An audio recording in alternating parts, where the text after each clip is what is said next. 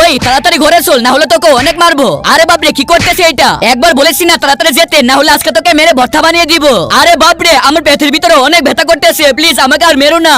এ রাজু আমার এটা সহ্য হচ্ছে না, চলো এখনই, আজকে তো তোকে আমি। ওই রোহিত শুনো না, আমাকে একটা হেল্প করবে? হে সুইটি বলো কি হেল্প করবো? আমি না এটা চিনতে পারতেছি না, আমি একটু ডক্টরের কাছে যাবো। হে এটা তো এদিকে গিয়ে ওইদিকে। আচ্ছা এই কেসিটা দিয়ে আমার ব্যাগটাকে ফুটো করে দিতে হবে। আচ্ছা ঠিক আছে, এখন আমি চলে যাই, তাহলে রোহিত আমার পিছন পিছন আসবে না। রোহিত তুমি যাবে না আমাকে ফেলে। ওই তুই এখান থেকে সর, আমাকে যেতে দে। আচ্ছা এখানে ব্যাগটা ফেলে দে, আর আমি এখানে নাচিনার ভাব ধরতে থাকি। আরে সুইটি ব্যাগটা পড়ে গেছে। সুইটি এই যে তোমার ব্যাগ। ইয়েস মনে হচ্ছে প্ল্যানটা কাজে লেগে গেছে। আরে ইয়ার এখন আমি কই যাব? এক সেকেন্ড সুইটি, এই যে এটা তোমার পার্স পড়ে গিয়েছিল।